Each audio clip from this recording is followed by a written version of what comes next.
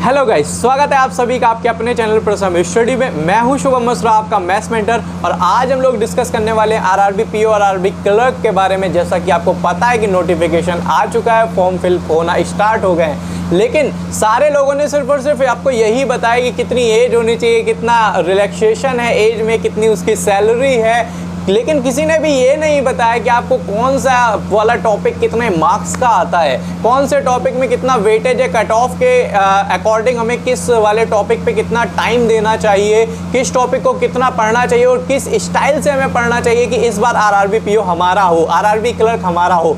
तो स्वागत है आप सभी का एक बार फिर से हमारे चैनल प्रसम स्टडी में। आज हम लोग इस चैनल में डिस्कस करने वाले हैं कि हमें कौन सी एसटी देनी चाहिए, कौन सा क्विज देना चाहिए, कैसे एग्जाम को करना चाहिए, पर डे हमें कौन से टॉपिक में कितना टाइम देना चाहिए, कौन सा टॉपिक कितने मार्क्स का आता है, किसका कितना वेटेज है, हमें उसमें कितना टाइम देना चाहिए, कैसे हर चीज को हम लोग तैयार करें। तो आइए देखते हैं।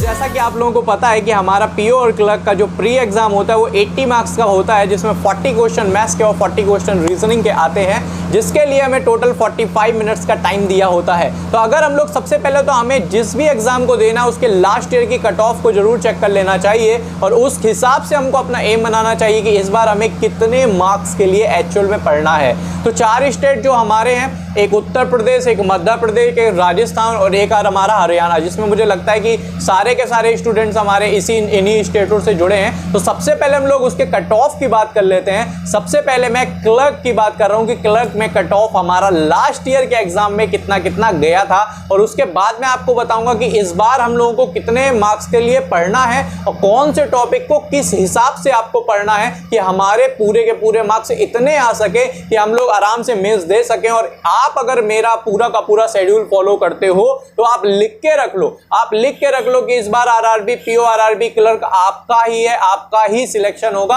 आपका सिलेक्शन कोई भी नहीं रोक सकता। तो चलिए आइए सबसे पहले हम लोग बात करते हैं कट ऑफ के बारे में, आरआरबी क्लर्क के कट ऑफ के बारे में। तो सबसे पहले अगर मैं बात करता हूं कट ऑफ की, तो कट ऑफ में सबसे पहले जो हरियाणा की कट ऑफ है क्लर्क की, हरियाणा की कट ऑफ क्लर्क की 76 मार्क्स गई थी 80 मार्क्स में। 80 मार्क्स में दोस्तों मैं बता रहा हूँ, 80 मार्क्स में 76 मार्क्स हरियाणा की गई थी।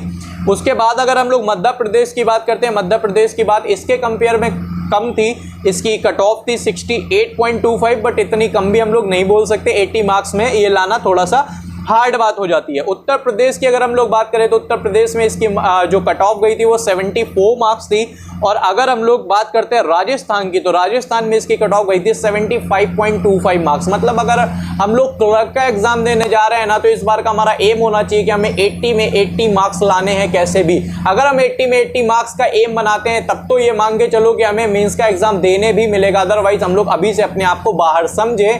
और जितने भी हम लोगों ने पैसे दे दिए हैं एग्जाम के लिए, हम लोग देने वाले, वो एक तरह से बर्बादी है। तो अगर आप लोग मेरा शेड्यूल फॉलो करते हो, जैसा जैसा मैं आपको बताता हूँ, कोई भी पेड शेड्यूल नहीं है, सिर्फ और सिर्फ मैं आपको समझाऊंगा कि आपको पढ़ाई करनी कैसे है। जैसा कि मेरा 7 से 8 साल का एक्सपीरियंस है टीचिंग में, और जैसा कि मैंने बच्चों को हमेशा सिखाया कि कौन सा टॉपिक आपको पहले करना चाहिए, कौन सा आपको बाद में करना चाहिए, कैसे आपको किस टॉपिक पे कितना टाइम देना है, एग्जाम में प्रेशर ना फील हो उसके लिए हम लोगों को क्या करना है। तो सारा का सारा आज हम लोग डिस्कस करेंगे, ठीक है। तो जुड़े रहिएगा आप लोग वीडियो से। अच्छा, यहीं पे अगर मैं पीओ की बात करता हूं तो पीओ में कट ऑफ की अगर हम बात करें तो सबसे पहले पीओ में हरियाणा की जो कट ऑफ है वो 80 मार्क्स में 64.5 गई थी। 80 मार्क्स में 64.5 हरियाणा की गई थी। उसके बाद मध्य प्रदेश की कट ऑफ 54.7 है। राजस्थान के कट ऑफ की बात करें तो उसकी 58.5 थी। और उत्तर प्रदेश की अगर हम लोग बात करते हैं तो उत्तर प्रदेश की जो कट ऑफ थी वो 58.75 थी। 58.75 दोस्तों थी उत्तर प्रदेश की कट ऑफ। तो हम लोगों का जो इस बार का टारगेट होना चाहिए, जो हम लोगों का इस बार टारगेट होना चाहिए वो होना चाहिए 72 टू 73 मार्क्स पीओ में। मिनिमम 72 टू 73 मार्क्स पीओ में हमें लाना ही लाना, और कैसे लाना है वो मैं आपको अभी बताने वाला हूं। तो दोस्तों जुड़े रहिए, अभी मैं आपको बताता हूं कि आप लोग इतने मार्क्स कैसे ला सकते हो, ठीक है। और रही बात एज की और आप लोग कौन अप्लाई कर सकता है कौन नहीं अप्लाई कर सकता, वो मैं आपको शॉर्टकट में लास्ट में वीडियो के बता दूंगा। पहले मैं आपको ये बताना चाहता हूं कि आपको किस हिसाब से चीजों को प्रिपेयर करना है। अगर हम लोग बात करें क्वांटिटेटिव एप्टीट्यूड में, तो क्वांटिटेटिव एप्टीट्यूड में जो क्लर्क का एग्जाम है, आपने देखा होगा सामने आ चुकी है आपके पूरी की पूरी टेबल। यहाँ पर क्लर्क का है जो 40 मार्क्स का है, 40 में 40 हम लोगों को गेन करना है एनी हाउ, जिसमें 45 मिनट्स में हम लोगों को 22 मिनट्स मिनिमम हम लोगों को लेके चलना है कि 22 मिनट्स में हमें कैसे भी करना। 45 मिनट्स का टाइम होगा दोस्तों, 22 मिनट्स में इसलिए लेके चल रहा हूँ कि हमारे 2-3 मिनट एक्स्ट्रा बन के चले, 2-3 मिनट एक्स्ट्रा हम लोग बढ़ा घटा सकें अगर किसी कारणवश हम लोगों को दिक्कत आती है तो, वरना आप इससे ज़्यादा ही मार्क्स लाने की कोशिश करोगे तो बहुत अच्छा होगा। तो सबसे पहले अगर हम लोग सिंप्लीफिकेशन और अप्रोक्सीमेशन की बात करते हैं, तो जैसा कि हम लोगों ने लास्ट ईयर के 2-4 साल के पेपर में देखा, सारे के सारे सेट्स में देखा, तो सिंप्लीफिकेशन और अप्रोक्सीमेशन जो क्वेश्चंस होते हैं हमारे, वो 10 से 15 मार्क्स के आते हैं। लेकिन दोस्तों ये क्वेश्चन बिल्कुल ऐसे होते हैं ना कि आप लोग चाहो तो बिना पेन उठाए भी इन क्वेश्चंस को कर सकते हो, अगर आपकी प्रैक्टिस इन क्वेश्चंस में अच्छी है, आपकी पकड़ इन क्वेश्चंस में अच्छी है, तो आपको इनको बिना पेन उठाए भी कर सकते हो। पेन उठाने की बिल्कुल भी आप लोगों को जरूरत नहीं होगी। और इसका जो मैं टाइम लेकर चल रहा हूं, मैं लेकर चल रहा हूं 4 मिनट, 4 मिनट आपके लिए बहुत है। अगर 10 क्वेश्चन आते हैं तो इसके लिए मैं 2.5 से 3 मिनट ही लगना चाहिए, और हमारे 15 क्वेश्चन है तो मैं 4 मिनट लगना चाहिए। और दोस्तों ये हो भी जाता है, इसमें कोई भी दिक्कत की बात नहीं है, आराम से ये हो जाता है। नंबर सीरीज की अगर मैं बात करूं, नंबर सीरीज देखो, चाहे वो प्री की अगर मैं बात करूं, चाहे वो मेंस की मैं बात करूं, सिर्फ और सिर्फ 10 से 12 पैटर्न है, सिर्फ और सिर्फ 10 से 12 पैटर्न हमारे नंबर सीरीज में है। उसी में हमारी रॉन्ग भी कवर अप हो जाती है और उसी में हमारी मिसिंग भी कवर अप हो जाती है। बहुत हार्ड नंबर सीरीज वो बिल्कुल भी पूछने वाला नहीं है, वही 8 से 10 पैटर्न है। मैं एक दिन क्लास लूंगा, मैं सारे के सारे पैटर्न्स आपको समझा दूंगा कि कौन कौन से पैटर्न की सीरीज आ सकती है। वो अगर आप प्रैक्टिस करते हो तो 5 मार्क्स की ये 2 से 3 मिनट हमें दोस्तों लेके चलना है कि 2 मिनट में एनी हाउ हमारी वो की पूरी सीरीज हो पाए। लेकिन 2 मिनट में अगर नहीं भी हो पाती है तो हमें ये लेके चलना है कि 3 मिनट में तो कैसे भी हम लोगों को उन सीरीज को करना ही करना है। उसके बाद इनइक्वलिटी की अगर मैं बात करूं तो बहुत सेक्शन में मैंने देखा कि इनइक्वलिटी नहीं आती है, लेकिन बहुत सारे सेक्शंस में वो लोग इनइक्वलिटी को दे भी देते हैं। तो इनइक्वलिटी अगर हमारी 5 नंबर की आती है तो इसमें तो मैंने आपको ट्रिक्स बहुत धांसू बताई थी, फिर भी मैं एक लेक्चर कोशिश करूंगा इसमें फिर से लेने का, इनइक्वलिटी का और बेसिक टू एडवांस लेवल की सारी आप लोगों को बता दूंगा। लेकिन एग्जाम में जो आपकी आने वाली है इनइक्वलिटी, प्री के एग्जाम में वो चाहे पीओ हो चाहे क्लर्क हो, उसमें बहुत ज्यादा एडवांस लेवल की नहीं आने वाली है, बिल्कुल नॉर्मल लेवल की ही हमारी इनइक्वलिटी आएगी, जिसके लिए 2 से 3 मिनट बहुत ही ज्यादा है यार। 2 मिनट में ही आप 5 क्वेश्चन को बहुत आसानी से कर सकते हो। अगर मैं डीआई की बात करूं, डीआई हमारी यहाँ पर, अगर हम क्लर्क की बात करते हैं तो क्लर्क में डीआई हमारी टेबल, बार ग्राफ और पाई चार्ट से रिलेटेड आती है। पाई चार्ट में अगर आएगा तो उसमें आपको रेशियो दे दिया जाएगा, मेल रेशियो, फीमेल या बॉयज रेशियो, गर्ल्स या जो भी वो देना चाहेगा। बहुत ज्यादा कॉम्प्लिकेटेड डीआई नहीं होगी, आप चाहो तो बिना पेन उठाए भी उस डीआई को कर सकते हो। और ऐसे डीआई का सेशन में बार ग्राफ का लेके आऊंगा, पाई चार्ट का मैं लेके आऊंगा, जिसमें मैं 2 से 3 डीआई आपको बताऊंगा और आई प्रॉमिस कि उसी तरह की सेम टू सेम डीआई आपकी फंसने वाली है एग्जाम में, और आप उसको बिना पेन उठाए कर सकते हो। तो यहाँ पर 10 जो क्वेश्चंस हैं उनका मैंने मार्क्स जो मिनट्स रखा है वो मैंने रखा है 6 मिनट का। 6 मिनट में एनी हाउ हम वो कर सकते हैं, और वो मैं आपको बताऊंगा कि वो आप कैसे कर सकते हो। आगे हम लोग अगर वर्ड प्रॉब्लम की बात करते हैं तो वर्ड प्रॉब्लम यहाँ पर दोस्तों 10 से 15 आने वाली है। वर्ड प्रॉब्लम हमारी 10 से 15 आने वाली हैं, ठीक है। अगर आपके सिंप्लीफिकेशन 5 कम हो जाते हैं तो यहाँ पे 15 आ जाएंगी, अगर आपके सिंप्लीफिकेशन 15 रहते हैं तो यहाँ पर 10 आएंगे। इसके लिए मैंने 7 मिनट्स का टाइम लिया है। 7 मिनट्स में आप लोग आसानी से इनको कर सकते हो, क्योंकि बहुत बड़े क्वेश्चन नहीं आते, नॉर्मल रेशियो दिए होते हैं और रेशियो के थ्रू आपको कर सकते हो। क्वेश्चंस की अगर मैं बात करूं तो पीओ चाहे क्लर्क हो, उसमें कुछ टॉपिक्स हमारे बहुत इंपॉर्टेंट होते हैं, जिनके नाम मैं आपको बता देता हूं। एक क्वेश्चन टाइम एंड वर्क से आता है, एक हमारा पाइप एंड सिस्टम से आएगा, एक हमारा बोट एंड स्ट्रीम से आना ही आना है, कंपाउंड इंटरेस्ट से आएगा ही आएगा, परसेंट से आएगा ही, एवरेज से आएगा ही, पार्टनरशिप से आएगा ही, एज से आएगा ही, ठीक है। प्रोबेबिलिटी से जरूरी नहीं है कि क्वेश्चन आए, लेकिन हाँ पीओ में चांसेस हैं। परमुटेशन कॉम्बिनेशन बिल्कुल भी इंपॉर्टेंट टॉपिक नहीं है, आप चाहो तो उसको स्किप कर सकते हो, उसको पढ़ने की बहुत ज़्यादा जरूरत नहीं है। वैसे मैं कुछ क्वेश्चंस आपको 10 से 12 ही बता दूंगा, अगर क्वेश्चन कैसा भी आएगा तो आप लोग उसको कवर अप कर सकते हो, ठीक है। तो ये हमारे कुछ टॉपिक्स थे जिनका इस पे बहुत ज़्यादा रोल पड़ता है। तो यहाँ पर ये हमारा अभी तक का है कि कितने, मैंने आपको सिर्फ ये बताया कि कौन सा जो क्वेश्चन है कितने मार्क्स के आने हैं, लेकिन इनको कितने मिनट में करना है ये मैंने आपको बताया आगे मैं आपको बताऊंगा कि किस टॉपिक को कितने दिन तक हमें पढ़ना है और कैसे हम लोगों को अपनी स्पीड को इतना एडवांस कर पाना है, क्योंकि बच्चों अगर आप चाहो तो मैं आपको रिजल्ट भी दिखा सकता हूं कि 80 में से 79 78 मार्क्स भी बच्चों के आरआरबी क्लर्क में आए हुए हैं और मेरे पढ़ाए बच्चों के ही आए हुए हैं। तो आप चाहो तो वो भी मैं आप लोगों को पोस्ट करके दिखा सकता हूं। अब हम लोग चलते हैं पीओ की तरफ, पीओ की बात करते हैं, उसके बाद मैं आपको बताऊंगा कि सारे के सारे टॉपिक्स को आपको कैसे कितने कितने दिनों का टाइम लेकर करना है और आपका पर डे का जो सेशन होने वाला पर डे का जो है उसको हम लोगों को कैसे करना है। तो अब हम लोग चलते हैं पीओ की ओर। तो पीओ की अगर मैं बात करता हूं दोस्तों, तो पीओ में यहाँ पे हम लोगों ने 30 to 35 मार्क्स का लेके रखा है, 30 to 35 मार्क्स, और यहाँ पर मैंने 20 मिनट्स का टाइम लेकर रखा है। 20 मिनट्स का मैंने लिया, 20 मिनट्स का रीजनिंग का आपको दिया है, ठीक है। मतलब जो भी मैंने अभी जो स्ट्रेटजी आपको समझा रहा हूँ मैंने 40 मिनट्स की दोनों की लेकर चल रहा हूँ, जिससे 5 मिनट हम लोग एक्स्ट्रा में लेके चलें कि कहीं अगर हम कोई चीज़ बिगाड़ देते हैं, जैसे हम किसी पजल को बिगाड़ देते हैं, पजल हमारी गलत हो जाती है, या हम लोगों को डीआई में 1-2 मिनट का टाइम ज़्यादा लग जाता है, तो उसके लिए मैं 5 मिनट का टाइम लेके चल रहा हूँ। तो जो मैंने आपको बताया वो मैंने 40 मिनट का लेके चल रहा हूँ कि 20 मिनट हम लोग पीओ में मैथमेटिक्स में लेंगे और 20 मिनट हम लोग रीजनिंग में लेंगे। यहाँ पे अगर मैं क्लर्क की बात करता हूँ तो 22 मिनट हम लोग मैथ में लेंगे और 18 मिनट हम लोग रीजनिंग में लेकर चलेंगे। रीजनिंग में कैसे करेंगे आगे हम लोग उसको भी डिस्कस करने वाले हैं। फिलहाल हम लोग पीओ की अगर हम लोग बात करें तो जो अभी तक मैंने एनालिसिस किया, अभी लास्ट ईयर का एग्जाम या जो भी हमारे एग्जाम्स हुए हैं जितने भी सेट हुए उसमें सिंप्लीफिकेशन और अप्रोक्सीमेशन की अगर हम लोग बात करते हैं तो यहां पर ये क्वेश्चन आते हैं 5 से 10। 5 क्वेश्चन, ज़्यादा चांसेस है कि 5 क्वेश्चन ही आएंगे, लेकिन अगर वो एग्जाम वाला आपके ऊपर मेहरबान है एग्जामिनर तो वो आपको 10 क्वेश्चन भी दे सकता है। यहाँ पर मैंने इसका टाइम लेकर चल रहा हूँ सिर्फ और सिर्फ 3 मिनट। 3 मिनट से ज़्यादा आप लोगों को नहीं लगना चाहिए। अगर 5 क्वेश्चन है तो आप 2 से 2.5 मिनट ही लेकर चलो। नंबर सीरीज यहाँ पर 5 क्वेश्चन की बात करें, 5 में 5 आपको करने हैं और यहाँ पर मैं टाइम लेकर चल रहा हूँ 3 मिनट, क्योंकि यहाँ पर रॉन्ग नंबर सीरीज भी दोस्तों आ सकती है। रॉन्ग नंबर सीरीज आ सकती है, लेकिन यहाँ पर बहुत हार्ड सीरीज नहीं होगी। वही जो मैं 8 से 10 पैटर्न आप लोगों को बताने जा रहा हूं उन्हीं में से ही आपका आराम से क्वेश्चन फंस जाएगा, ठीक है। उन्हीं कॉन्सेप्ट में आपका सारा का सारा हो जाएगा। आगे हम लोग बात अगर इनइक्वालिटी की करते हैं तो इनइक्वालिटी के 5 क्वेश्चन आपके 2 से 3 मिनट का टाइम है। बिल्कुल नॉर्मल, बिल्कुल सड़े से क्वेश्चन आने वाले हैं आपके, और 5 क्वेश्चंस को आप चाहो तो 2 मिनट में आराम से उड़ा के कर सकते हो। फिर भी मैंने 3 मिनट का टाइम लेकर चल रहा हूं। डीआई के 10 क्वेश्चन आएंगे। डीआई के 10 क्वेश्चन आपके आने वाले हैं जिसको आप लोग आराम से 7 से 8 मिनट में कर सकते हो। यहाँ पर डीआई में अगर मैं बात करूं तो table, bar graph, pie chart और लाइन ग्राफ को हम लोग देखेंगे।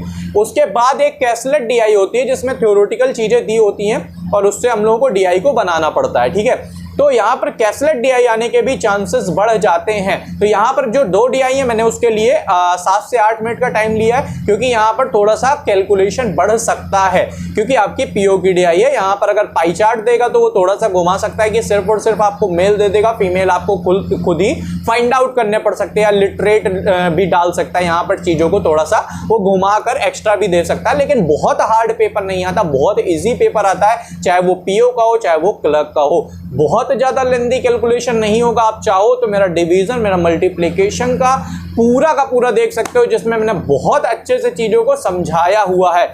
अच्छा, उसके बाद अगर हम लोग वर्ड प्रॉब्लम की बात करते हैं तो वर्ड प्रॉब्लम के यहाँ पर 15 से 20 क्वेश्चन आने के चांस है, जहां से हम लोग कोशिश करेंगे कि 5 से 7 क्वेश्चंस को यहाँ पर अटेम्प्ट करेंगे 4 मिनट में। 5 से 7 क्वेश्चंस को अटेम्प्ट करेंगे 4 मिनट में, और लास्ट के जो 5 मिनट हम लोग रहने वाले हैं उसमें आप लोग कोशिश करोगे। उसमें आप कोशिश करोगे, आप मैथ्स का सेशन करना चाहते हो तो मैथ्स कर सकते हो, रीजनिंग चाहते हो तो रीजनिंग कर सकते हो। वो 5 मिनट आपको बोनस के लिए मैं दे रहा हूं कि भाई 5 मिनट आपका है, उस 5 मिनट में आप कुछ भी कर सकते हो। तो ये हमारा रहा क्लर्क और पीओ का, कि क्लर्क और पीओ में कौन कौन सा क्वेश्चन कितने मार्क्स का आ रहा है। उसके बाद अब हम लोग जल्दी से देखने वाले कि डेली का सेशन हमारा क्या होना चाहिए, डेली की स्ट्रेटेजी हमारी क्या होनी चाहिए, कि हम लोगों को जल्दी से जल्दी 70 डेज ही बचे हैं हमारे पास। 70 डेज में कैसे हम लोग शेड्यूल को रेडी करें कि शेड्यूल हमारा बिल्कुल रेडी हो जाए, ठीक है दोस्तों। ये समझ के चलना बेटा कि मैं बहुत बिजी शेड्यूल में आप लोगों के लिए वीडियो ला रहा हूँ, ठीक है। तो आप लोग इसको फॉलो जरूर करना, और जितने भी मेरे स्टूडेंट हैं वो तो जानते ही हैं कि ये चीज़ अगर उन्होंने फॉलो कर ली तो उनका बिल्कुल एग्जाम क्लियर है। लेकिन जो मुझे नहीं जानते उन तक भी आप चाहो तो वीडियो को पहुंचा सकते हो, और अगर वो लोग इस तरह फॉलो करेंगे तो एक वैकेंसी भी होगी तो दोस्तों आपकी होने वाली है। उसके बाद डेली सेशन की अगर मैं बात करूं, डेली सेशन जो हमारा होने वाला है, आपको सिर्फ और सिर्फ आधा घंटा डेली मैथमेटिक्स में देना ही देना है। डेली आपको आधा घंटा मैथमेटिक्स में देना और आधे घंटे में जो जो चीजें मैं आपको बता रहा हूं वो चीजें आपको करके रखना है। और आप देखिएगा कि आपका कैलकुलेशन कितना जबरदस्त होने वाला है, कितना गजब का कैलकुलेशन आपका होने वाला है। तो उस आधे घंटे में आपको क्या करना है वो आपका ये रहा। सबसे पहले डेली सेशन 30 मिनट्स में आपको 20 सिंप्लीफिकेशन और अप्रोक्सीमेशन के क्वेश्चन करने हैं। 20 वो तो चाहे सिंप्लीफिकेशन के आप कर लो चाहे अप्रोक्सीमेशन के कर लो, आप किसी के भी क्वेश्चन कर सकते हो, ठीक है। उसके बाद 10 सीरीज में आपको 5 करनी है मिसिंग सीरीज, जिसमें हमें मिसिंग टर्म फाइंड आउट करना पड़ता है, और 5 आपको करनी है रॉन्ग सीरीज। बहुत अच्छे से याद रखिएगा। अच्छा, ये कहाँ से करना है वो भी मैं आपको बताऊंगा, घबराने की बिल्कुल जरूरत नहीं है, बस आप बने रहो, आपको मैं सब कुछ बताता जाऊंगा। उसके बाद आपको 10 इनइक्वालिटी करनी है, कैसे भी 10 इनइक्वालिटी करनी है, और 2 DI बेसिक लेवल की करनी है, एक टेबल की करनी है और एक पाई चार्ट करना है आपको, ठीक है। उसमें कैलकुलेशन पे फोकस करना है कि कैसे हम लोग चीजों को जल्दी से जल्दी कर सकते हैं। और ये आपका आधा घंटा का सेशन होगा। स्टार्टिंग में हो सकता है ये आपका 35 से 40 मिनट चला जाए, लेकिन मैं चाहता हूं जब आप 1 महीने बाद इन सब चीजों को कर रहे हो ना, तो कमेंट बॉक्स में ये जरूर बताओ कि सर अभी इस सेशन को करने में हमें सिर्फ और सिर्फ 20 मिनट का टाइम लगता है, 20 मिनट में हम इस सेशन को बहुत आसानी से कर पाते हैं, ठीक है। अच्छा, ये तो हो गया हमारा क्लर्क और पीओ में कि हमारा आधे घंटे का सेशन हम लोगों को कैसे करना है। आज मैं बहुत जल्दी जल्दी बता रहा हूँ चीज़ों को, क्योंकि बहुत टाइम नहीं है मुझे, अभी बहुत अर्जेंट एक जगह पे जाना है, लेकिन फिर भी मैं जल्दी जल्दी सारे के सारे चीज़ों को कवर अप कर लूँगा। इसीलिए मैंने स्लाइड भी बना ली है कि आपके पास स्लाइड आती जा रही है, आप उसका स्क्रीनशॉट लेते जाओ तो आपको चीज़ें बहुत अच्छे से पता चल जाएंगी। अब हम लोग अगर बात करते हैं कि हमें कौन सी सर एसटी देनी चाहिए, कौन सा स्पीड टेस्ट देना चाहिए, कौन सी क्विज देनी चाहिए, तो बेटा देखो, मैं आपसे यही कहूंगा कि बहुत ज़्यादा पैसे बर्बाद करने की जरूरत नहीं कि आप पेड कोर्सेज खरीद रहे हो, आप फालतू की चीज़ें खरीद रहे हो, क्योंकि लोगों का काम है लूटना, वो लूटने की कोशिश कर रहे हैं, और अगर आप लुटवा रहे हो तो आप फिर पागल हो, ठीक है। आपको बिल्कुल भी किसी भी तरह का कोई भी पेड कोर्स खरीदने की ज़रूरत नहीं है। क्विज, अगर मैं क्विज की बात करूँ तो अड्डा ग्रेडअप, ठीक है, ये क्विज अगर आप करते हो, वैसे अड्डा की मैं बोलूँगा क्विज जो है वो बेस्ट है, ठीक है। अड्डा की क्विज को आप लोग कर सकते हो, जितना कर सकते हो, जितनी भी उसमें फ्री क्विजेस आती हैं सारी की सारी आप लोग करो, फ्री का पूरा मस्त मजा उठाया करो। ग्रेडअप की क्विज के लिए मैं थोड़ा सा मना करूंगा आप लोगों से, क्योंकि ग्रेडअप वाले क्या करते हैं ना, लेवल को बहुत ज़्यादा हाई करते हैं, जितने हाई लेवल का क्वेश्चन आता नहीं है एग्जाम में। तो अगर आप उसकी करते हो ना, तो आपका कहीं ना कहीं कॉन्फिडेंस भी लूज होने लगता है, ठीक है। तो इन सब चीज़ों को थोड़ा सा ध्यान रखेंगे। अगर मैं स्पीड टेस्ट की बात करता हूं दोस्तों, स्पीड टेस्ट जो भी आप दे रहे हो बहुत अच्छा है, लेकिन अगर मैं पर्सनली आपको सजेस्ट करता हूं स्पीड टेस्ट के लिए, तो अगर मैं प्री के स्पीड टेस्ट की बात करूं तो प्री के स्पीड टेस्ट में आप टेक्स्ट बुक का लीजिए। टेक्स्ट बुक का स्पीड टेस्ट बेस्ट आ रहा है, क्योंकि सारे के सारे मेरे एनालिसिस किए हुए हैं। देखो, अगर मैं किसी भी स्पीड टेस्ट का नाम ले रहा हूँ, मैं किसी भी क्विज का नाम ले रहा हूँ, तो ऐसा बिल्कुल भी मत सोचना कि वहाँ पर मेरा कुछ ना कुछ मिल रहा है मुझे, ऐसा कुछ भी नहीं है दोस्तों। बस वो आप मेरे बच्चों से भी पूछ लेना, बच्चों को भी हमेशा जो जो सजेस्ट करता हूँ मैं वही आपको भी सजेस्ट कर रहा हूँ कि अगर आपको प्री का लेना है तो प्री के लिए टेक्स्ट बुक से बेस्ट कोई भी नहीं है, टेक्स्ट बुक का ही आप लोग परचेज करिएगा। अगर आप मेंस लेवल पे जा रहे हैं तो मेंस लेवल में सबसे बेस्ट जो होने वाला है ना, वो आपका ऑलिव बोर्ड का, ऑलिव बोर्ड OLIVBOARD, अगर आप परचेस करना चाहते हो ना तो ऑलिव बोर्ड का ही परचेस करना, ठीक है। ये आपके प्री और मेंस की मैंने आपको एसटी बता दी, स्पीड टेस्ट बता दिया कि स्पीड टेस्ट आपको कौन सा परचेस करना चाहिए। अब आपको पर डे मिनिमम, अब आप और भी एसटी दे सकते हो, जैसे महिंद्रा की, अड्डा की, ये सारी की सारी एसटी भी आप दे सकते हो, लेकिन एक टेक्स्ट बुक की एसटी पर डे देना जरूरी है आप लोगों को।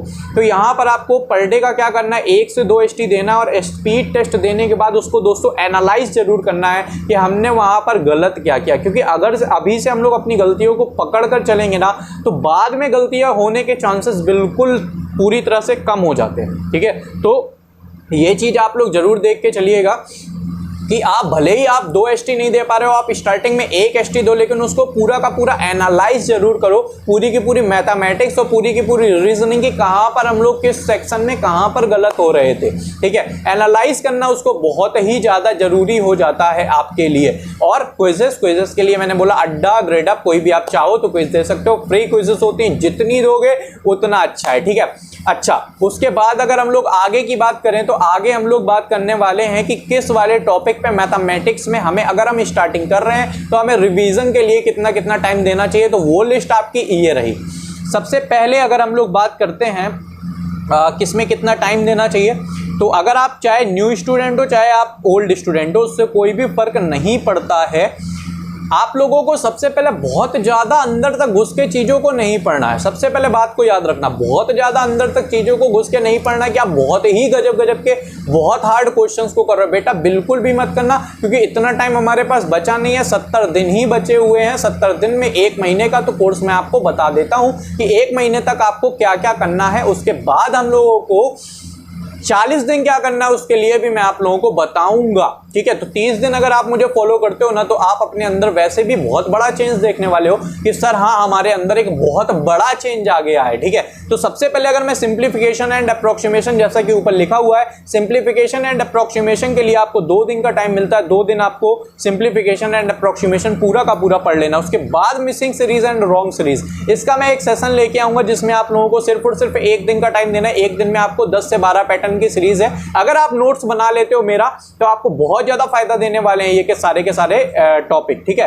तो मिसिंग सीरीज और रॉन्ग सीरीज आप 1 दिन में पूरी की पूरी कंप्लीट करोगे। इनइक्वालिटी की अगर मैं बात करूं तो इनइक्वालिटी के लिए भी सिर्फ और सिर्फ मैंने 1 दिन दिया। बहुत गंदे लेवल की इनइक्वालिटी बिल्कुल भी लेने की जरूरत नहीं है, क्योंकि वो नहीं पूछी जाएगी, वो आप लिख के रख लो। उसके बाद मैंने क्या रखा है, टेबल डीआई रखी है। टेबल डीआई आप लोगों को करना है 1 दिन का टाइम। उसके लिए पाई चार्ट डीआई, मतलब गोले वाली डीआई होती है, उसको भी आप लोगों को 1 दिन के लिए करना है। कहाँ से इन क्वेश्चंस को आपको कलेक्ट करना है वो भी मैं अभी आपको बताने वाला हूँ। बार ग्राफ डीआई की अगर हम बात करें तो उसके लिए भी आपको 1 दिन लेना है। आप लोग चाहो तो इसका स्क्रीनशॉट ले सकते हो, स्क्रीनशॉट ले लो या अपने पास कहीं पर नोट डाउन कर लो, क्योंकि इस चीज को आपको फॉलो करना ही करना है। उसके बाद रेशियो एंड प्रोपोर्शन आपको 2 दिन पढ़ना है और इसी सीरीज में पढ़ना, जैसे कि मैंने आपका पूरा का पूरा टाइम टेबल बढ़ाया। ये नहीं कि आपने पहले ही दिन एवरेज उठा लिया, एवरेज आपने पढ़ना स्टार्ट कर दिया और आपने पूरा अपने पैरों में कुल्हाड़ी मार ली। तो जैसे मैं आपसे बोल रहा हूँ वैसे वैसे ही आपको चीजों को करना है। तो इसके बाद रेशियो एंड प्रोपोर्शन का टाइम आने वाला है। रेशियो एंड प्रोपोर्शन को हम लोगों को 2 दिन पढ़ना है। उसके बाद मिक्सचर एंड डेलीगेशन को भी हमें 2 दिन पढ़ना है।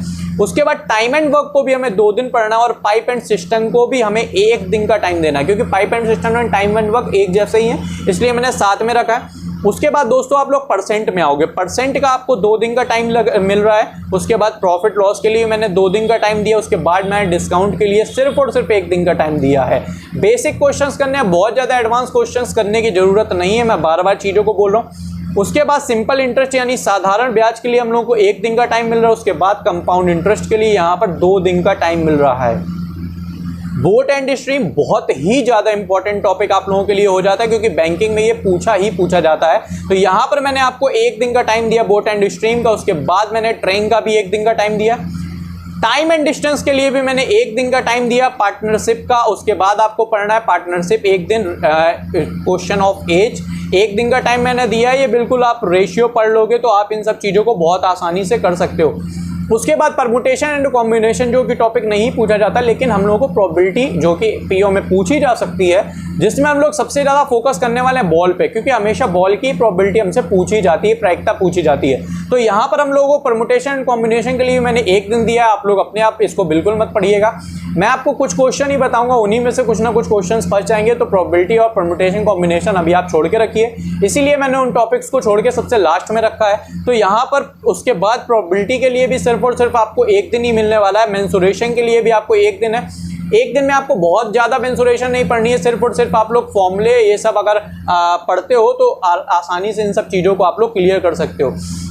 उसके बाद मैंने अर्थमेटिक डीआई लिया। अर्थमेटिक डीआई का मतलब होता है कैसलेट डीआई, जो कि हमारी थ्योरेटिकल डीआई होती है। उसके लिए भी हम लोग 1 दिन का टाइम ले रहे हैं कि 1 दिन में हमें उन सब चीज़ों को भी कर लेना है, ठीक है।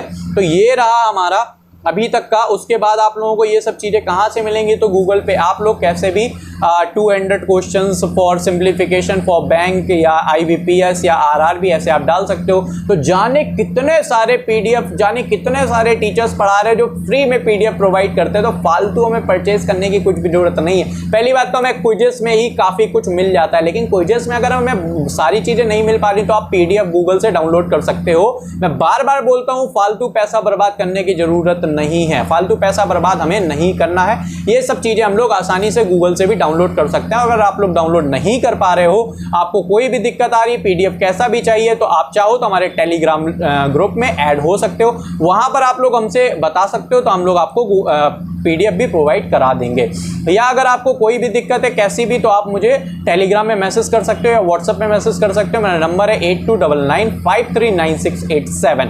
अच्छा, उसके बाद रीजनिंग में आने के पहले मैं 2-4 चीज़ें जो हमारी एज से रिलेटेड हैं या हमारी क्वालिफिकेशन क्या होनी चाहिए, ये सब जो रिलेटेड है तो मैं आपको बता देता हूं। तो सबसे पहले अगर यहाँ पर हम लोग पीओ की बात करते हैं तो पीओ के लिए जो एज आपकी होनी चाहिए वो 18 से 30 साल होनी चाहिए। मतलब 18 साल से आप नीचे नहीं होने चाहिए, छोटे नहीं होने चाहिए, 30 साल से आप बड़े नहीं होने चाहिए। उसके बाद अगर हम लोग क्लर्क की बात करें तो क्लर्क की जो एज है वो 18 से 28 साल है दोस्तों, 18 से 28 साल। यहाँ पर कोई भी बहुत एक्स्ट्रा क्वालिफिकेशन नहीं मांगी गई, सिर्फ और सिर्फ ग्रेजुएशन होनी चाहिए, वो किसी भी स्ट्रीम में हो, कैसी भी ग्रेजुएशन हो, कोई दिक्कत नहीं। अच्छा, फाइनल ईयर के स्टूडेंट्स की यहाँ पर बात आती है कि फाइनल ईयर के अगर सर हम स्टूडेंट हैं तो क्या हम लोग अप्लाई कर सकते हैं, अपीयरिंग है तो अप्लाई कर सकते हैं। तो अगर आपका जो रिजल्ट है वो 21 जुलाई 2020 तक आ चुका है, 21 जुलाई 2020 तक अगर आपका रिजल्ट आ चुका है तो आप यहाँ पर बिल्कुल अप्लाई कर सकते हो। लेकिन अगर नहीं आया है तो आप यहाँ पर बिल्कुल भी अप्लाई नहीं कर सकते हो, इस बात को आप लोग याद रखिएगा। सैलरी की अगर हम लोग बात करें तो सैलरी हमारी यहाँ पर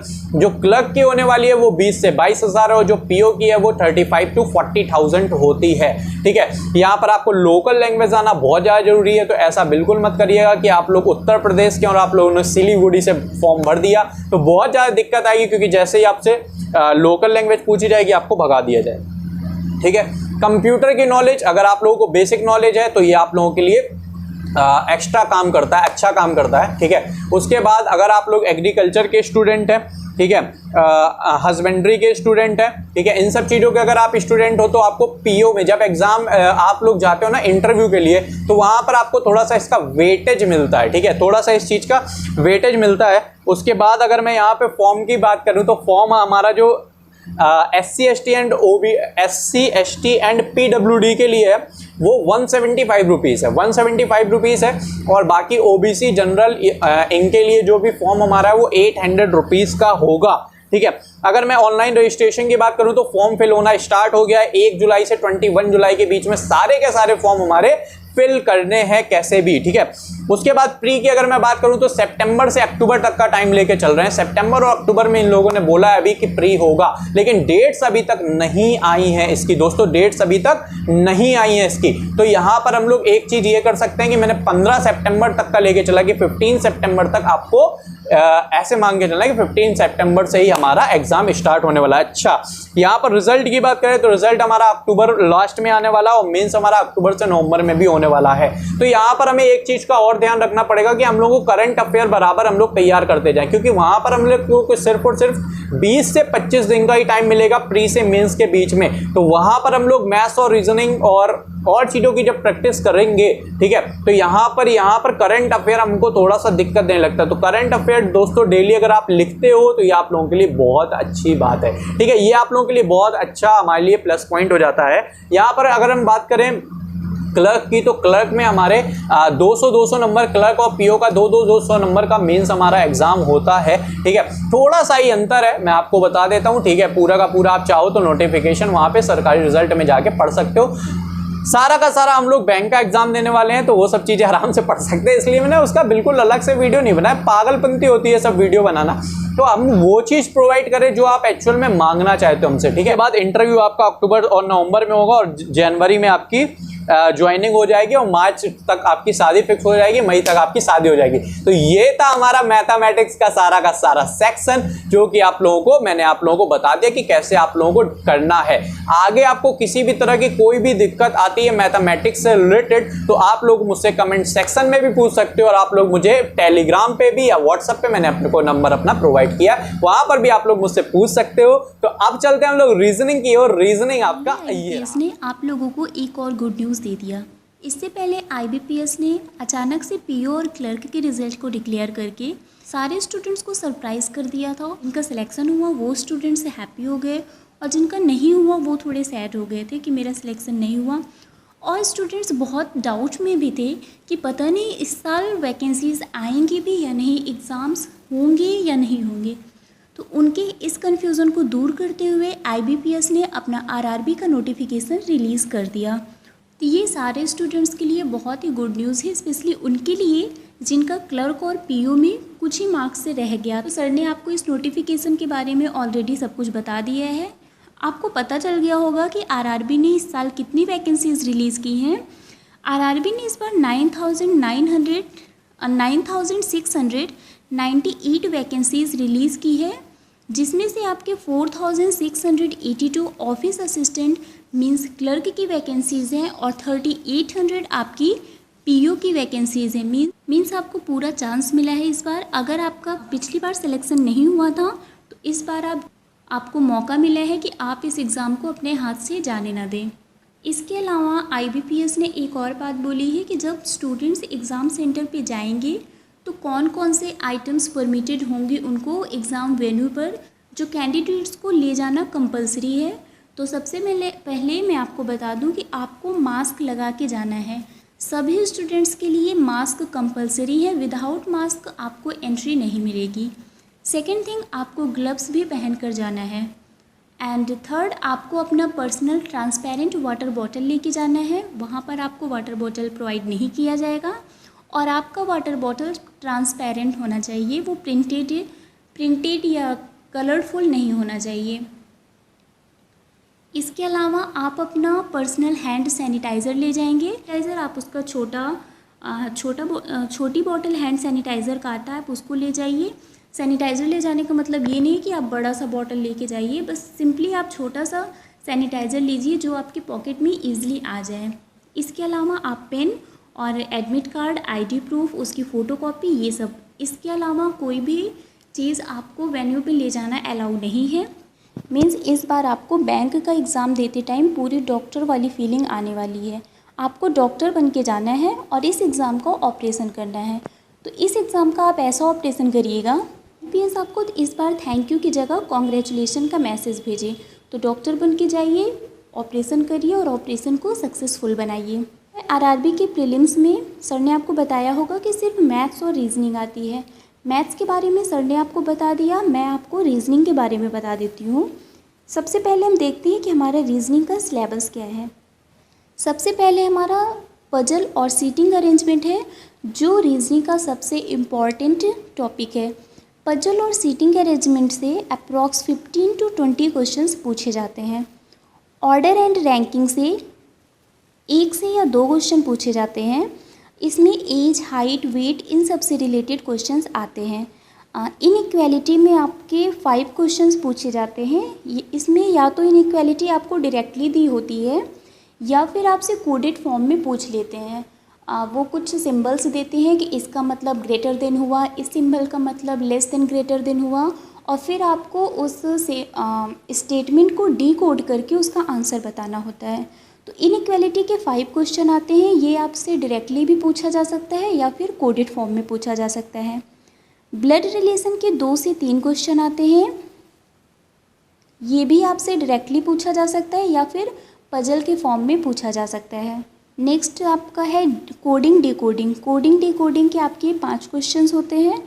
सिलॉज्म के भी आपके 5 क्वेश्चन आते हैं। सिलॉज्म का क्वेश्चन आपने देखा होगा, ऑल, सम नॉट, इस टाइप के क्वेश्चंस आते हैं। बट अभी इन्होंने कुछ नए पैटर्न ला दिए हैं, ओनली और फ्यू का।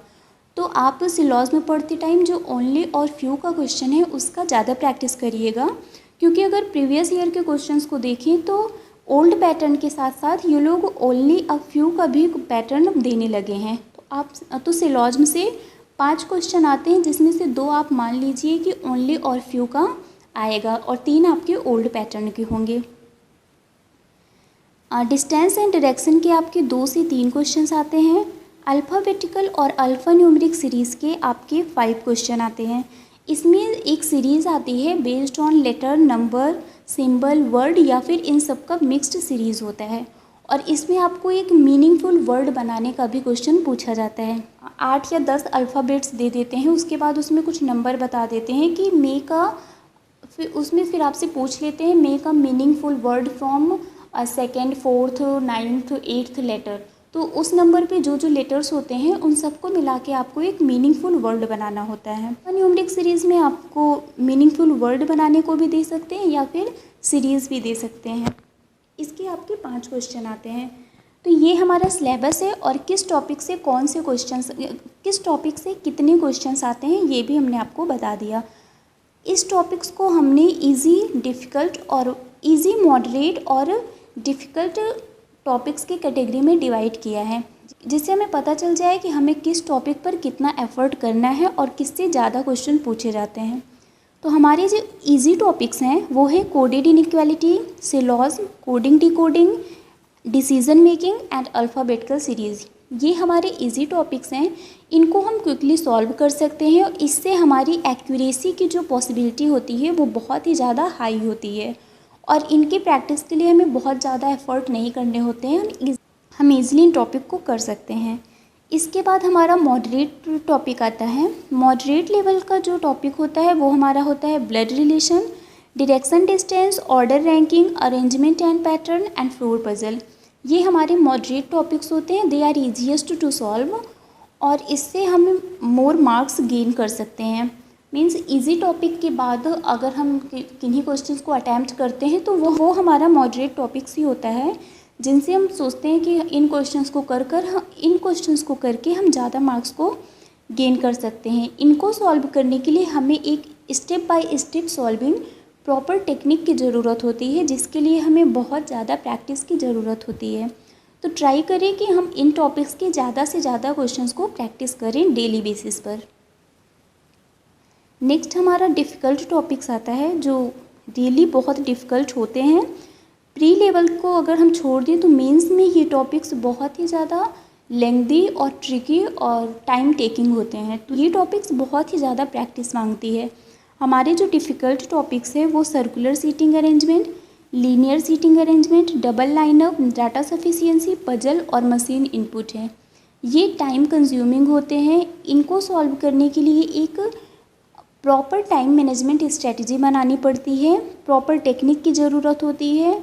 ये क्वेश्चंस बहुत ट्रिकी होते हैं, अगर हम प्रैक्टिस करें डेली तो इन क्वेश्चंस को हम ट्रिक के साथ ईज़िली सॉल्व कर सकते हैं। एग्ज़ाम में आप हमेशा ट्राई करिए कि आप उन क्वेश्चंस को पहले करिए जिनसे आप फैमिलियर हैं और जिनको आप अच्छे से जानते हैं। इससे क्या होगा कि आपका ना सिर्फ कॉन्फिडेंस बढ़ेगा बल्कि आपका टाइम भी सेव होगा। सबसे important previous year question paper को सॉल्व करिए, इससे आपको पता चल जाएगा कि किस टॉपिक से किस टाइप के क्वेश्चन से पूछे जाते हैं। अब हम एक प्रॉपर 30 डे का स्टडी प्लान देखते हैं कि कैसे हम 30 डेज़ में रीजनिंग को प्रिपेयर कर सकते हैं। वैकेंसीज आपकी आ गई हैं और मोस्ट प्रोबेबली ये कहा गया है कि एग्ज़ाम आपका सितंबर या फिर अक्टूबर में होगा। तो ये मान के चलिए कि सितंबर में आपका एग्ज़ाम है, तो आपको जुलाई मंथ में आपको ये टारगेट बनाना है कि आप जुलाई मंथ में रीजनिंग को कंप्लीट कर लेंगे और अगस्त मंथ में आपको सिर्फ रिवीजन और मॉक टेस्ट देना है, रिवीजन करना है, मॉक टेस्ट करना है और आपको जुलाई मंथ में रीजनिंग के पूरे सिलेबस को कंप्लीट कर लेना है। तो पहले दिन कल से आप अपने इस 30 डे के स्टडी प्लान को स्टार्ट करिए और पहले दिन आप कोडिंग डिकोडिंग को पढ़िए, सेकेंड डे इनइक्वालिटी को पढ़िए, थर्ड डे सिलॉजिज्म पढ़िए, fourth day alpha numeric series करिए और फिर फिफ्थ डे आप मॉक टेस्ट दीजिए। इन 4 टॉपिक्स को पढ़ने के बाद आप एक मॉक टेस्ट दीजिए कि ये जो टॉपिक्स आपने पढ़े हैं इनके क्वेश्चंस आप कर पा रहे हैं या नहीं कर पा रहे हैं। 6th डे आप ब्लड रिलेशन को करिए, 7th डे आप डायरेक्शन एंड डिस्टेंस करिए, 8th डे आप ऑर्डर एंड रैंकिंग करिए, 9th डे आप सीटिंग अरेंजमेंट करिए, 10th डे आप पजल करिए और 11th डे आपको फिर मॉक टेस्ट देना है। पिछले 10 दिनों में आपने जिन जिन टॉपिक्स को पढ़ा है उसका मॉक टेस्ट आपको 11th डे में देना है। 12th डे पर आप सर्कुलर सीटिंग अरेंजमेंट करिए, 13th डे पर linear seating arrangement, 14th day पर पैरेलल अरेंजमेंट और 15th डे पर आपको पजल करना है और फिर 16th डे पर लास्ट 15 डेज़ में आपने जो जो टॉपिक्स पढ़े हैं उनका मॉक टेस्ट देना है। 15 डेज़ में आपका पूरा सिलेबस कवर हो गया। इसके बाद आपको उन टॉपिक्स पर ज़्यादा ध्यान देना है जिससे ज़्यादा क्वेश्चंस आते हैं और जो टॉपिक्स ज़्यादा प्रैक्टिस मांगते हैं। फिर 17th डे आप सीटिंग अरेंजमेंट करिए, 18th डे आप पजल करिए और 19th डे आप फिर मॉक टेस्ट दीजिए। फिर 20th डे से आप रिवीजन स्टार्ट करिए। रिवीजन आप उन टॉपिक का करिए जिससे आपको लगे कि ये टॉपिक आपका वीक है, ये टॉपिक आपकी ज़्यादा प्रैक्टिस मांगती है, तो आप उस टॉपिक का रिवीजन करिए। उसके साथ आप 10 पजल को सॉल्व करिए। 21st डे आप रिवीजन करिए और 10 क्वेश्चन सीटिंग अरेंजमेंट के सॉल्व करिए। 22nd डे आप फिर रिवीजन करिए अपने वीक टॉपिक का और 10 ब्लड रिलेशन के क्वेश्चन सॉल्व करिए। 23rd डे अगेन आपको अपने वीक टॉपिक का रिवीजन करना है और 10 क्वेश्चन डायरेक्शन एंड डिस्टेंस के करने हैं जो कि पजल फॉर्म में होंगे, डायरेक्टली नहीं होंगे। 24th डे आपको रिवीजन करना है अपने वीक टॉपिक का और 10 क्वेश्चन ऑर्डर एंड रैंकिंग का करना है। फिर 25th डे आपको एक फुल मॉक टेस्ट देना है रीजनिंग का, जिसमें आपको ट्राई करना है कि आप 40 आउट ऑफ 40 अचीव करें। अगर आपने 40 आउट ऑफ 40 अचीव कर लिया इस 25th डे को, तो सितंबर अक्टूबर में हमारा जो RRB का एग्ज़ाम है उसमें भी आपको 40 आउट ऑफ 40 दिलाने से कोई नहीं रोक पाएगा।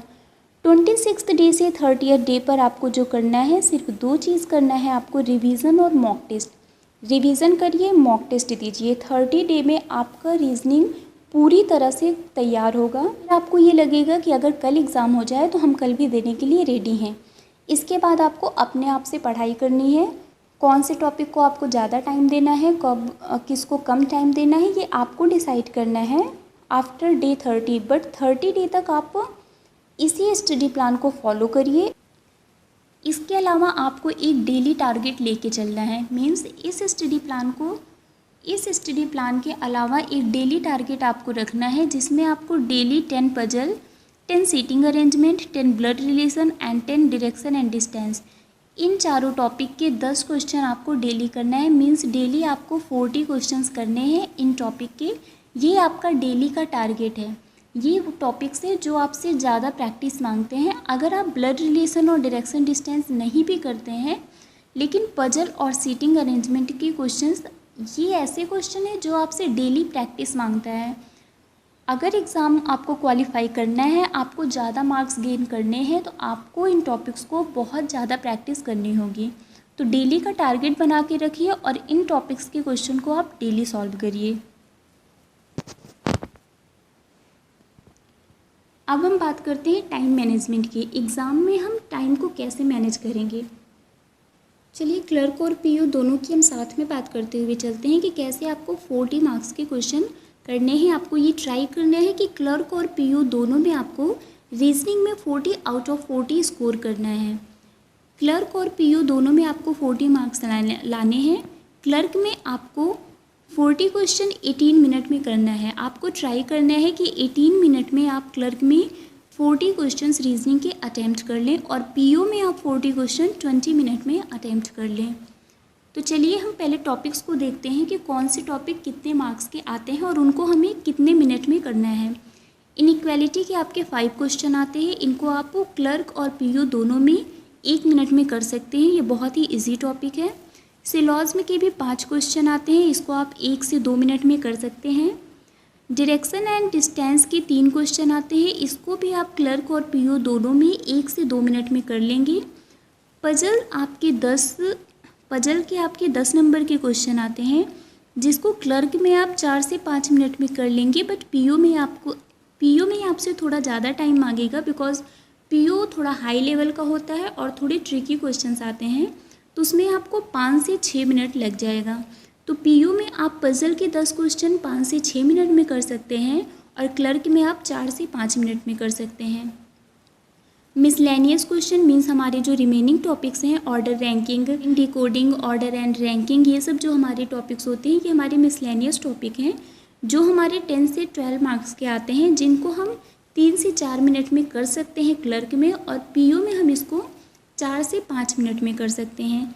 सीटिंग अरेंजमेंट के 5 मार्क्स के क्वेश्चन आते हैं, जिनको आप 3 से 4 मिनट में कर सकते हैं क्लर्क में, और 4 से 5 मिनट में आप इसको पीओ में कर सकते हैं। पीओ में आप थोड़ा 1-2 मिनट आपका बढ़ सकता है, बिकॉज उसमें क्वेश्चंस थोड़ा लेंथी और ट्रिकी आते हैं।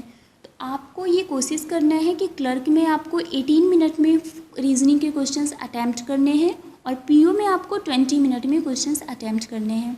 आप जो मॉक टेस्ट देंगे उसमें भी आप ट्राई करेंगे कि आप इसी टाइम मैनेजमेंट को फॉलो करते हुए आप अपना मॉक टेस्ट दें। तो इससे आपकी प्रैक्टिस एग्ज़ाम के टाइम तक बनी रहेगी और एग्ज़ाम टाइम में भी आप ईज़िली इसी टाइम मैनेजमेंट के साथ कर पाएंगे।